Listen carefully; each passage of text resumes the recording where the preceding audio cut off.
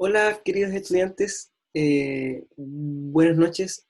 Hoy vengo a mostrarles la clase 2 de Fisiología Cardiovascular. Espero que se encuentren muy bien en sus casas y que se encuentren descansando en este periodo de paro. Vamos entonces a la clase. Fisiología Cardiovascular 2. Entonces, ¿cuáles van a ser los temas a tratar? La morfología del corazón, los movimientos del corazón, el sistema excitoconductor y el electrocardiograma. ¿Cuál es el objetivo de esta clase? Comprender las fases del ciclo cardíaco y cómo éstas se ven representadas en el electrocardiograma. Les advierto o les cuento que esta clase en realidad es bastante teórica, tiene harta información en las diapositivas, así que les va a servir bastante para el estudio, pero a lo mejor la presentación no sea tan atractiva, ¿ya? Entonces, el sistema, perdón, ahí sí, el sistema cardiovascular, vamos a hablar de la morfología del corazón. Como hablamos la clase anterior, el corazón posee 4 cavidades, 2 superiores llamadas aurículas y 2 inferiores llamadas ventrículos, ¿ya? Eh, las aurículas tienen una pared lisa y los ventrículos tienen una pared muscular y gruesa, ¿ya? La aurícula derecha recibe las venas cava superior e inferior, y la aurícula izquierda llegan las venas pulmonares. El ventrículo derecho recibe la sangre proveniente de la aurícula derecha y el ventrículo izquierdo recibe la sangre proveniente de la aurícula izquierda. Cada ventrículo se vacía en una arteria. Eh, el ventrículo derecho en la arteria pulmonar y el ventrículo izquierdo en la arteria aorta. Existen dos tipos de, eh, de válvulas en el corazón, las cuales son las válvulas aurículo-ventriculares, es decir, las que unen las aurículas con los ventrículos, las cuales son la válvula tricúspide en el caso de la aurícula y ventrículo derecho, y la bicúspide en el caso de la aurícula y ventrículo izquierdo. Y tenemos las válvulas sigmoideas, que son las válvulas que salen hacia las arterias. Tenemos la válvula pulmonar y la válvula aórtica. La válvula pulmonar, ¿cierto? Desde el corazón derecho hacia la arteria pulmonar, y la válvula aórtica desde el corazón izquierdo hacia la arteria aorta. ¿Ok?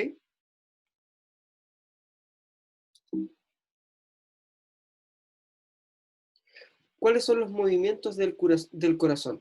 El corazón, para funcionar, necesita dos tipos de movimientos, el sístole y el diástole. El sístole es contracción y diástole es relajación. ¿Ok? El sístole entonces es la contracción de la cavidad respectiva, con lo cual sale sangre desde esta. Sístole auricular expulsa la sangre desde la aurícula hacia los ventrículos, y el sístole ventricular expulsa la sangre desde el ventrículo hacia las arterias. Por otro lado, entonces, el diástole consiste en una relajación. La relajación permite que la sangre ingrese a esta cavidad. Es decir, diástole auricular permite que la sangre ingrese a las aurículas. Diástole ventricular permite que ingrese la sangre a los ventrículos. ¿Ok? Entonces, eso es lo que se puede ver en la imagen. En general, el diástole, por ejemplo, ventricular, va a permitir que se llenen los ventrículos de sangre, y el sístole ventricular va a hacer que se expulse la sangre a través de las arterias, ya sea a través de la arteria pulmonar en el caso del corazón derecho, o la arteria aorta en el caso del corazón izquierdo.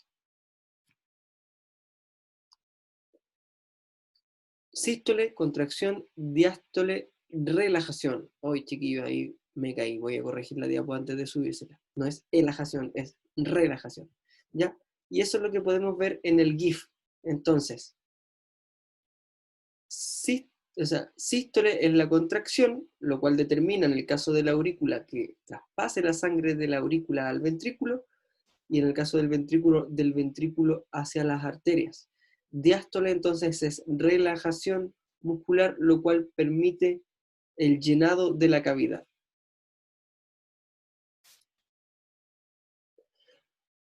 ¿Cuáles son las células que componen el corazón? Hay tres tipos de células que componen el corazón.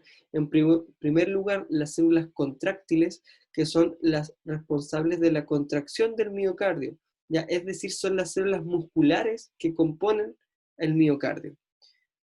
Tenemos las células especializadas, que son células que generan y conducen los impulsos nerviosos y constituyen al nódulo sinusal y el atrio ventricular, y las redes de conducción como el haz de His y las células de Purkinje. ¿Okay?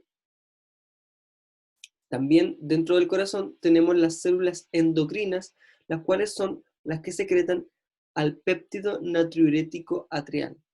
El péptido natriurético es un vasodilatador, el cual sirve como auxiliar en el control y regulación de la tensión arterial. Cuando el sistema cardiovascular percibe a través de sus vasoreceptores que hay una alta presión arterial, el corazón libera el péptido natriurético como una enzima capaz, o un péptido capaz de dilatar los vasos sanguíneos con tal de bajar la presión. Propiedades de las células cardíacas. Las células cardíacas presentan tres propiedades en general: el automatismo, la excitabilidad y la conducción. El automatismo quiere decir que las células cardíacas son capaces de generar espontáneamente el impulso eléctrico que se propaga. El automatismo máximo se encuentra en las células del nodo sinoauricular, el cual es el marcapasos del corazón. Y si este falla en el nódulo aurículo-ventricular, toma el relevo. ¿Ok?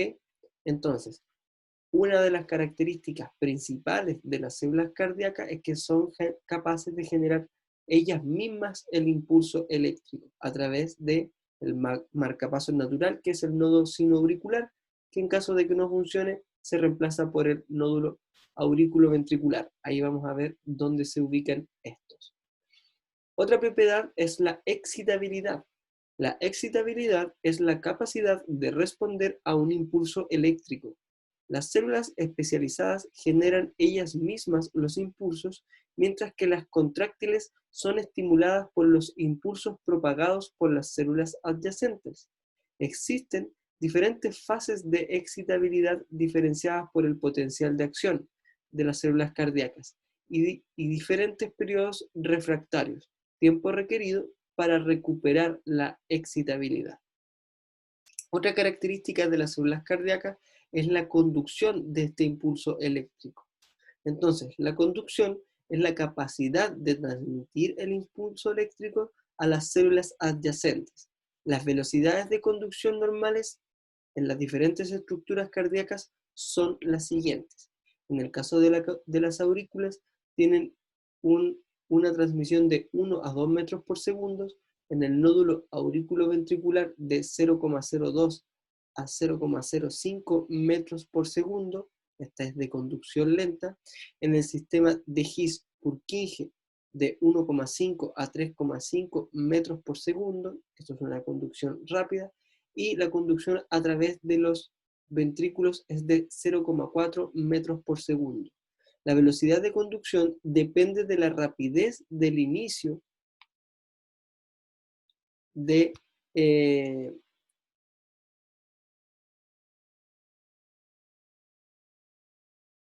del potencial de acción, que es compartido en las células de respuesta rápida y lento en las células de respuesta lenta. Sistema éxito conductor. ¿Ya? El sistema éxito conductor entonces es este sistema encargado del automatismo cardíaco, es decir, de generar los latidos al corazón. ¿Cuáles son las estructuras importantes que tenemos en este sistema excitoconductor? El nódulo seno-auricular, el cual se ubica aquí, y es el marcapasos del corazón. Luego el nódulo atrioventricular, que es el nódulo que se encuentra aquí y que va a ser el que transmite luego el impulso nervioso hacia los ventrículos. La comunicación entre el nódulo sinoauricular y el nódulo atrioventricular se hace a través de los tractos internodales, el tracto internodal anterior, el tracto internodal medial y el tracto internodal posterior. También hay un haz llamado el haz de Bachmann, que es el haz que transmite el impulso nervioso hacia la aurícula izquierda. Recordemos o les menciono que el nódulo sinoauricular y atrioventricular se encuentran en la aurícula derecha. Por lo tanto, a través del haz de Bachmann se transmite el impulso nervioso hacia la aurícula izquierda. También tenemos el haz de His, que es justamente esta ramificación o este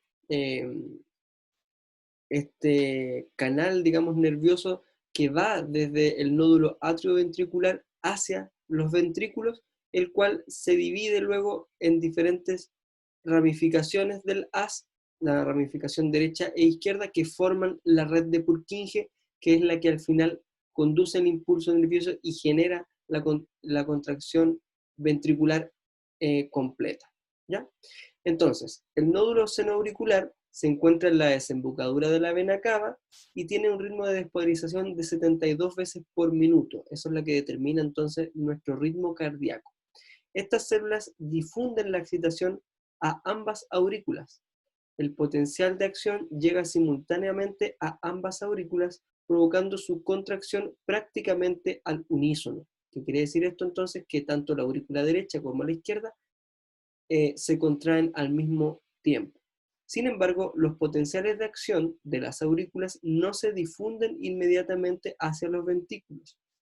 Ello se debe a que la conexión eléctrica se realiza a través de otro grupo de células especializadas llamadas nódulo atrioventricular, que es el que encontramos aquí. La llegada más lenta de la excitación al nódulo atrioventricular provoca un retraso en la contracción ventricular, lo que permite a los ventrículos relajados llenarse de la sangre impulsada por las contracciones auriculares. Posteriormente, la excitación pasa a través de un conjunto de fibras especializadas de conducción rápida de los potenciales de acción llamado fascículo de His, que se bifurca en dos ramas llamadas las fibras de Purkinje, derecha e izquierda. Estas son entonces las que al final generan la despolarización y por consiguiente contracción ventricular. ¿Ya? Entonces, muy importante hacer énfasis en que aquí hay una conducción lenta con tal de que cuando se produce la despolarización en las aurículas se traspase la sangre hacia los ventrículos, los cuales aún se encuentran relajados, y posterior a eso llega el impulso nervioso a través del haz de His y la red de Purkinje, provocando la contracción de los ventrículos cuando estos ya se encuentran llenos de sangre. Aquí tenemos un GIF que muestra de mejor manera cómo se genera este ciclo, ¿ya? Aquí tenemos los dos nódulos, aquí tenemos el haz de Bachmann, aquí tenemos el haz de His y la red de Purkinje, ¿ya? Importante entonces mencionar que en primer lugar se produce la contracción de las aurículas, se traspasa la sangre hacia los ventrículos y posterior a ello llega el impulso nervioso hacia los ventrículos y libera la sangre a través de las arterias. Bueno, el sistema excitoconductor, entonces, compuesto por este nódulo sinoauricular y nódulo atrioventricular, además de todas estas diferentes fibras que sirven para conducir el impulso nervioso, van a determinar en el registro eléctrico lo que es el electrocardiograma. Cada una de las fases de este sistema de sístole y diástole del corazón va a determinar las diferentes etapas del electrocardiograma. Inervación del corazón. Aunque el nódulo sinoauricular y la unión aurículo-ventricular poseen características propias para generar los impulsos que mantienen el ritmo y la frecuencia del corazón, el sistema nervioso autónomo tiene influencias en la frecuencia de formación y propagación de los impulsos, la despolarización y repolarización del miocardio y en la contractibilidad, aurículas y ventrículos.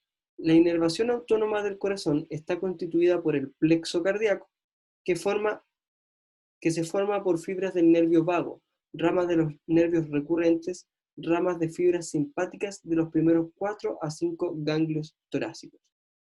El sistema nervioso autónomo simpático y parasimpático influyen en el nódulo sinoauricular y atrioventricular y en las musculaturas auricular y ventricular, ¿ok? Es decir, el sistema nervioso simpático y parasimpático intervienen en el aumento de la frecuencia cardíaca o en la disminución de esta. La estimulación simpática está mediada por norepinefrina y la parasimpática por acetilcolina. Esto, por supuesto, ya lo habíamos escuchado en nuestras clases de sistema nervioso. Los impulsos aferentes proceden de los quimioreceptores y mecanorreceptores del pericardio, tejido conectivo, adventicia y paredes del corazón.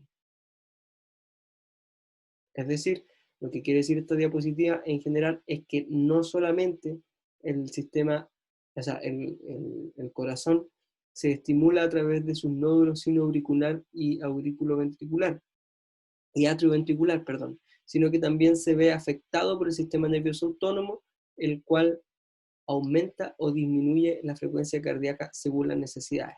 Recordemos, sistema nervioso simpático es de la alerta o huida y el parasimpático es del relajo o del reposo. Bueno, ¿qué es el electrocardiograma? ¿Ya? Que es esto que nosotros estamos viendo aquí y que probablemente a ustedes estas imágenes las han visto alguna vez, o porque han estado hospitalizados ustedes mismos, algún familiar, o porque todos lo hemos visto alguna vez en alguna película donde esto tiene un sonido tit, tit, que va representando los latidos del corazón y que cuando una persona fallece suena así y ya no se puede ver, digamos, estas ondas cardíacas, ¿ya? Bueno, ¿qué es el electrocardiograma? Es la representación gráfica de la actividad eléctrica del corazón. El electrocardiógrafo en forma de cinta continua es el instrumento principal de la electrofisiología cardíaca y tiene una función relevante en la detección precoz y diagnóstico de las enfermedades cardiovasculares, alteraciones metabólicas y la predisposición a una muerte súbita cardíaca. También es útil para saber la duración del ciclo cardíaco. El electrocardiograma va a tener siempre esta misma composición, una onda P, un complejo QRS y una onda T, lo cual va a ir representando diferentes momentos del ciclo cardíaco. La onda P habla acerca de la activación de los atrios, ¿ya? O, dicho de otra forma, el impulso nervioso de las aurículas o el sístole auricular. Por otro lado, la activación del complejo QRS representa la activación de los ventrículos. Por supuesto, en este caso se ve como un pic más alto porque al haber mayor cantidad de fibras musculares, estas van a generar una diferencia en el potencial de acción aún mayor.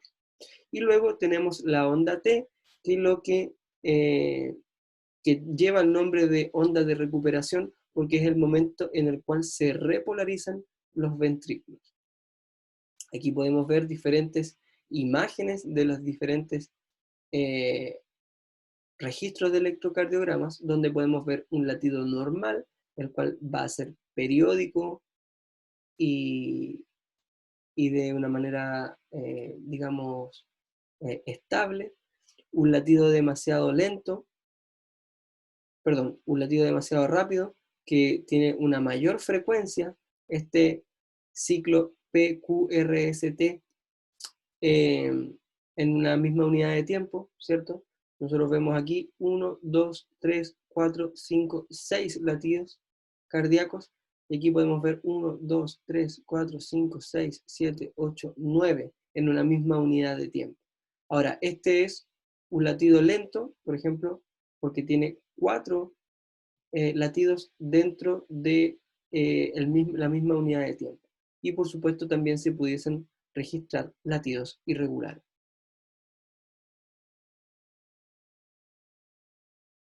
Bueno, es así entonces como lo que en el fondo va registrando el electrocardiograma son los cambios en el potencial de acción, ¿ya? Uno muchas veces relaciona con el sístole o con la contracción eh, muscular, pero en realidad no es la contracción propiamente tal la que se registra, sino más bien la despolarización de la membrana de las células musculares del corazón. Entonces, nuevamente, onda T, oh, no puedo ver ahí, perdón.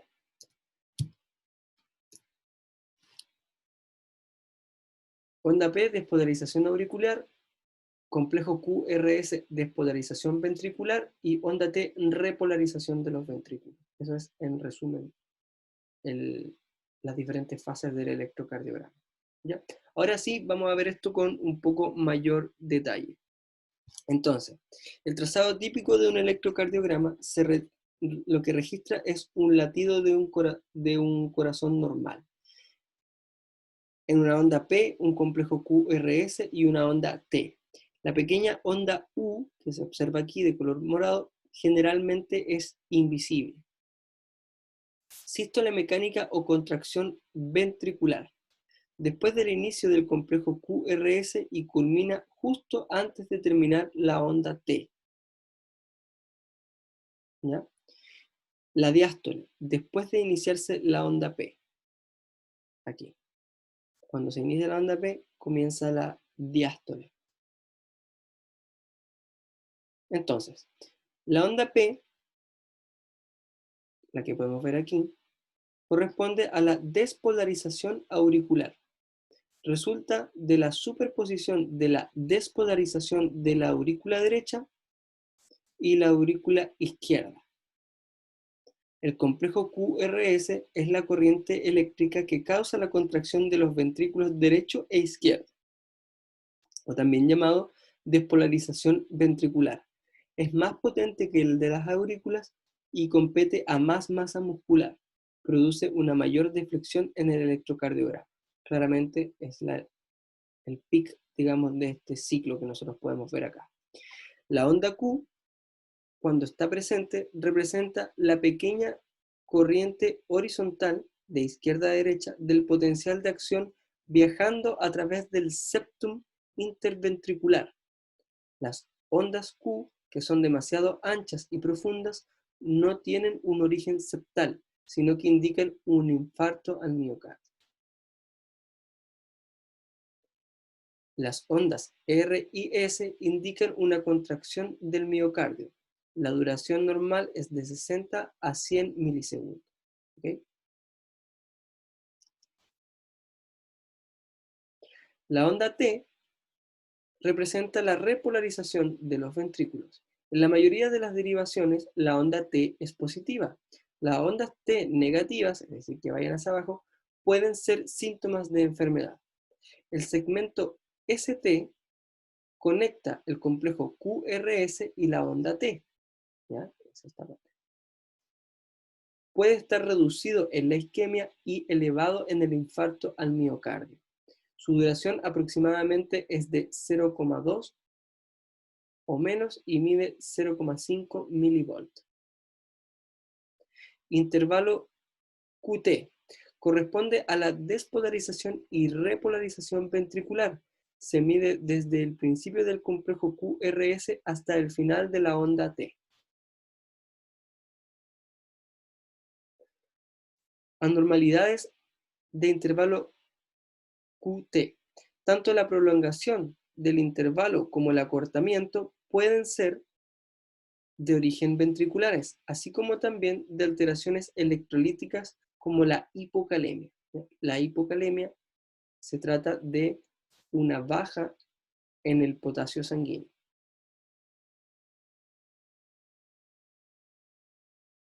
¿Cuál es el ciclo cardíaco? Hay una secuencia de eventos eléctricos, mecánicos, sonoros y de presión relacionados con el flujo de sangre a través de las cavidades cardíacas, la contracción y relajación de cada una de ellas, el cierre y apertura de las válvulas y la producción de ruidos a ellas asociados. Este proceso transcurre en menos de un segundo. Entonces, en cada latido se distinguen 5 fases: la sístole auricular, contracción ventricular isovolumétrica, la eyección, la relajación ventricular isovolumétrica y el llenado ventricular pasivo. ¿Ya? Aquí entonces tenemos la imagen que representa esto, donde tenemos el nódulo sinoauricular, el cual se despolariza, la actividad eléctrica viaja rápidamente a través de, del nódulo auriculoventricular vía las, vía las fibras internodales.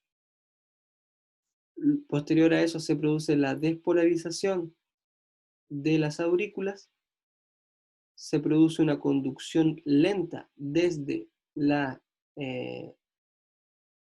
el nódulo auriculoventricular hacia el haz de His, y luego se genera una despolarización rápida del haz de His, conduciendo a través de las redes de Purkinje y generando la despolarización y eh, la posterior sístole ventricular. ¿Ya?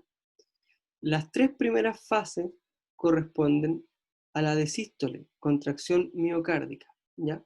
Que son estas: sístole auricular, contracción ventricular isovolumétrica y eyección. Las 2 últimas corresponden a la diástole, relajación cardíaca, durante la cual el corazón se llena de sangre. La diástole es más larga que la sístole, aproximadamente 2/3 de la duración total del ciclo corresponden a la diástole y 1/3 a la sístole. ¿Ok? Algo importante que quisiera hablar es que hasta aquí hemos hablado simplemente de sístole, diástole, pero no hemos hablado de esto que es la contracción ventricular isovolumétrica. ¿Qué quiere decir esto? Bueno, tenemos la contracción ventricular isovolumétrica es cuando se genera la contracción del ventrículo en este caso, pero aún no se supera la presión o la resistencia que tienen las válvulas de salida o eh, las válvulas, en este caso, arteriales, ¿ya? Ahí se genera una contracción isovolumétrica porque mientras no se supere esa resistencia que generan estas válvulas, no va a producirse la eyección. Una vez que se supera esta resistencia, se genera la eyección, que es en el fondo la salida de la sangre. Y es ahí donde se generan estas tres, ahí es donde estas 3 fases, digamos, completan la parte del movimiento de sístole. ¿Ok? Ahora vamos a ir al detalle de cada uno de estos movimientos. Entonces, sístole auricular, el ciclo se inicia con un potencial de acción en el nódulo sinusal, ya lo vimos ahí, ¿cierto? Nódulo sinusal, se propaga a las aurículas provocando la contracción, ¿ok?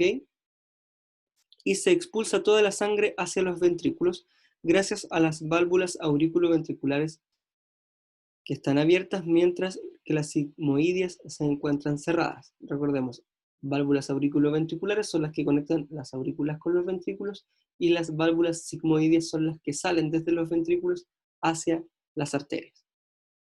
Al final de esta fase, toda la sangre contenida en el corazón se encontrará en los ventrículos, ¿ok? Entonces, nódulo eh, sinusal, nódulo sinusal y se traslada la sangre hacia los ventrículos. Luego viene la contracción ventricular isovolumétrica. La contracción ventricular isovolumétrica dice, la onda de despolarización llega a los ventrículos que en consecuencia comienzan a contraerse. Esto hace que la presión aumente en el interior de los mismos, de tal forma que la presión ventricular excederá a la auricular y el flujo tenderá a retroceder hacia estas últimas. Sin embargo, esto no ocurre, pues el aumento de la presión ventricular determina el cierre de las válvulas auriculoventriculares que impedirán el flujo retrógrado de sangre. Por lo tanto, en esta fase todas las válvulas cardíacas se encontrarán cerradas, tanto las válvulas auriculoventriculares como las válvulas que son de salida hacia las arterias. ¿Ok?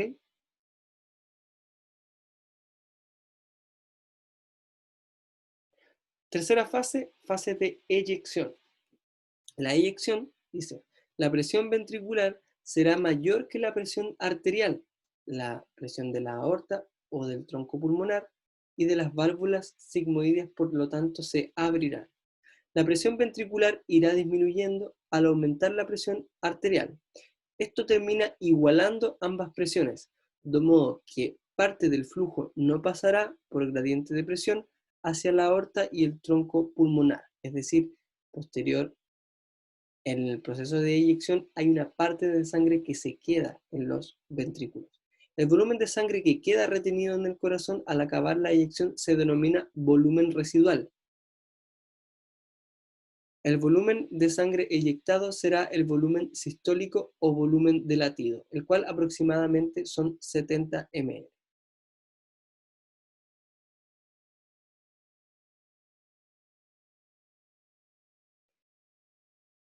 Luego tenemos la relajación ventricular isovolumétrica. Entonces, este es el comienzo de la diástole o relajación miocárdica. En esta fase, el ventrículo se relaja, lo cual quiere decir que la presión ventricular disminuye, provocando un flujo de sangre retrógrado, lo cual provoca el cierre de las válvulas sigmoideas, es decir, estas válvulas que salen hacia las arterias. Esta etapa se define por el intervalo que transcurre desde el cierre de las válvulas sigmoideas hasta la apertura de las auriculoventriculares.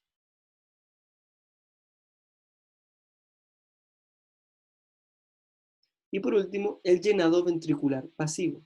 Aurículas con mayor presión, gradiente de presión hace que la sangre circule desde las aurículas hacia los ventrículos, empujando las válvulas mitral y tricúspide, que se abrirán permitiendo el flujo en este sentido. Una nueva contracción auricular con origen en el nódulo sinusal finalizará esta fase e iniciará el sístole auricular del siguiente ciclo. ¿Ok?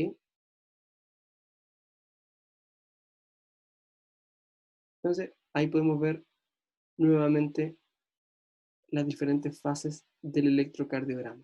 Por supuesto, el análisis de este electrocardiograma en los casos de pacientes patológicos eh, tiene, digamos, bastantes capas de conocimiento. Nosotros aquí estamos viendo la parte más sencilla y normal. Cada una de las alteraciones en los diferentes tramos de este electrocardiograma pudiesen representar diferentes patologías, como por ejemplo un infarto al miocardio, una hipertensión arterial, una insuficiencia cardíaca, entre otras.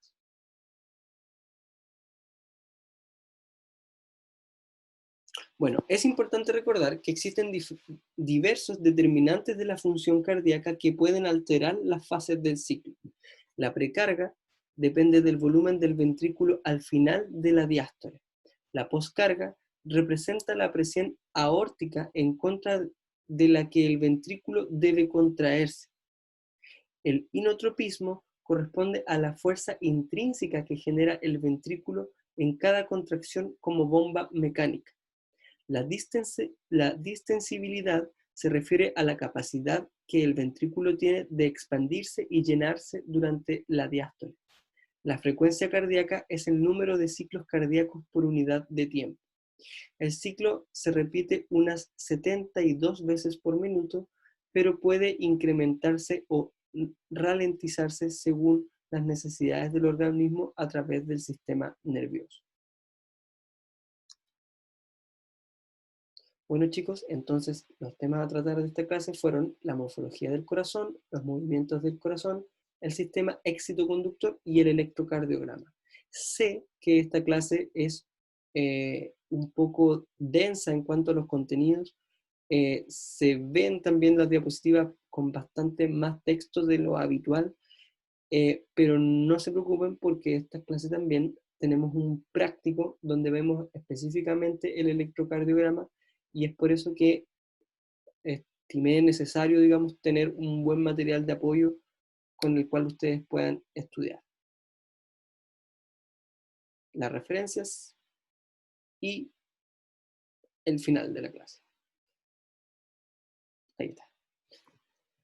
Bueno, chiquillos, muchas gracias. Que les vaya bien. Viene la clase 3.